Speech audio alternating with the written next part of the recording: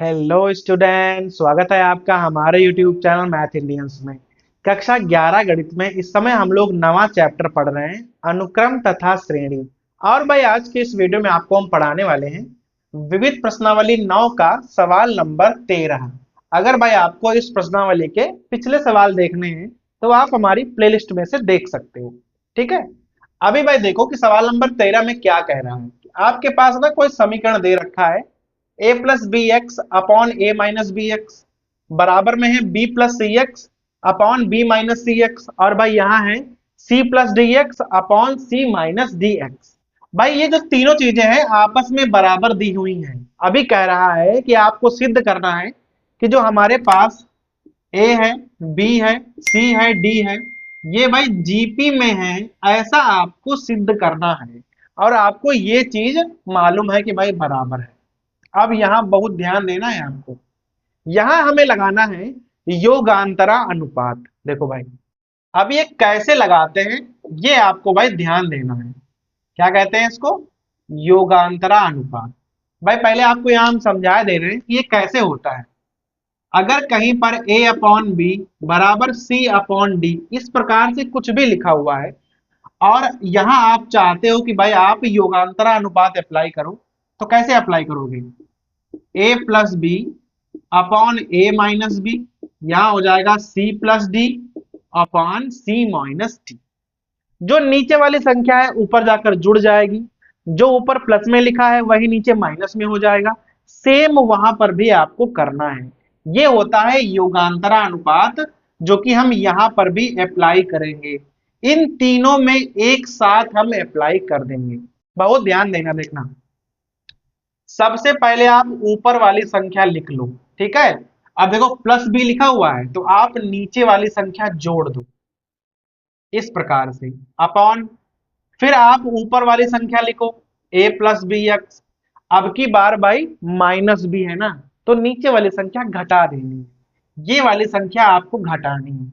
Minus है तो यहाँ चिन्ह बदल जाएगा, माइनस का ए हो जाएगा और प्लस का बी एक्स हो जाएगा। लो, लग गया। यहां पर सामने भी ऐसे ही कर लो, ध्यान देना।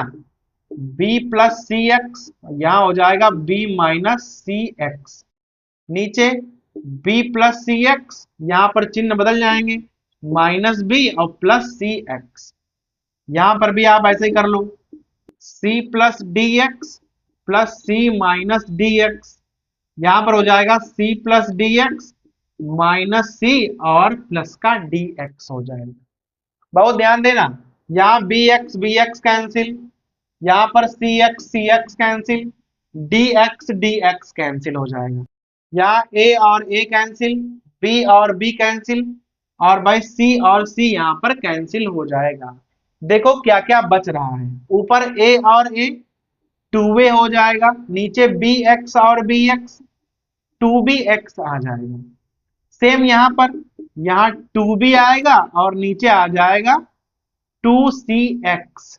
वहां पर वहां आएगा टू सी और भाई नीचे आ जाएगा टू डी एक्स।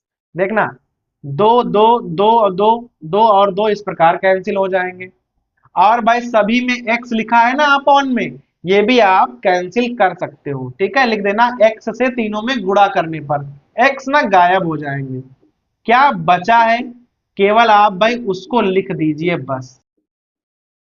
अब अगर कहीं पर भाई इस प्रकार से लिखा हुआ है तो इसका मतलब क्या होता है, ये भाई आपको पढ़ाया गया है गुणोत्तर श्रेणी में। अगर संख्याएं इस प्रकार से लिखी हुई हैं तो इसका मतलब है कि जो हमारी ए बी सी और डी है ये जीपी में है। अगर कहीं पर ऐसा आ जाए कि ए अपॉन बी बराबर बी अपॉन सी बराबर सी अपॉन डी, तो संख्याएं जीपी में हैं।